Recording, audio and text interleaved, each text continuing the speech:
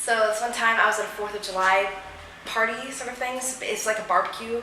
And so it was my family, my dad and my step family. So we were sitting at these big tables and they had these really lovely like centerpieces that had balloons on them. And my dad told this just horrible joke. Like, he's not very funny, so most of his jokes are really bad, but this joke was just particularly terrible. It was just awful. And like, as soon as he told it, like, it was super silent, and then a balloon popped. And I turned to him and I was like, that joke was so bad, the balloon popped. And it was awesome. So about 2 years ago, my grandfather was put in the hospital for idiopathic pulmonary fibrosis, which is a lung disease where your lungs harden and scar until you basically can't use them, so you suffocate. And he lived in Tucson, Arizona. So my dad heard about it. We immediately drove up there, me, my sister, and my dad.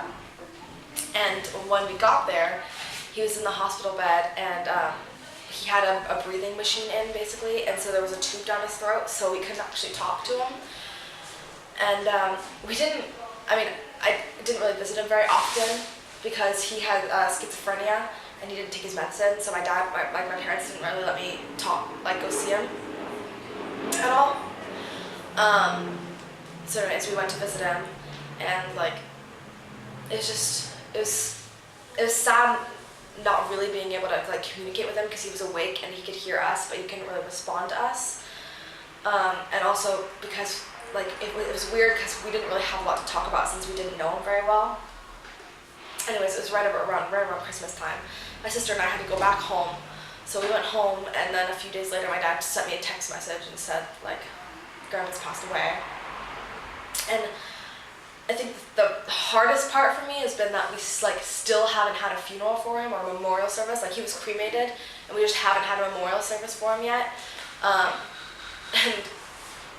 When I was getting my car, my grandparents both gave my sister money for her to buy a car. So this time around, when I was getting a car, my dad asked my grandfather for money, and he said, "Well, I have this money, but I was going to use it for my memorial service." And my dad's like, "Oh, don't worry about that. I'll pay for your memorial service, like, obviously."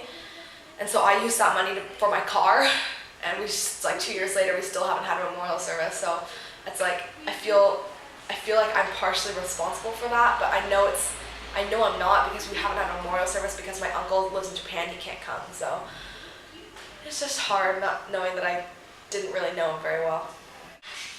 Come with me to California. What? I want you to come with me. How do you know that? I know. I just know. Yeah, but how do you know? I don't know. I just feel it. And you're sure about that? Yeah, I'm sure. Because, this is a really serious thing we're saying here. I mean, we could be in California next week and you could find out something about me that you don't like. And then you'll be thinking, hey, this is a big mistake, but you can't take it back because this is real serious and you can't take something like that back. Then we'll be in California, and because you asked me to come, but you don't really want me there. And I'll be in California with someone who doesn't really want me there, just wishes they could have a take back. What are you afraid of? What do you mean, what am I afraid of? Why won't you come with me? What are you scared of? What am I scared of? Well, what aren't you scared of? You live in your safe little world where nobody challenges you and you're scared shitless to do anything else. Don't you tell me about my world. You're the one who's afraid. You just want to have your fling with the girl from the other side of town. Then you'll marry some is that what you think? bitch from Stanford that your parents will approve of. Then you'll be hanging out with all the other upper crust kids talking about how you went slumming it too.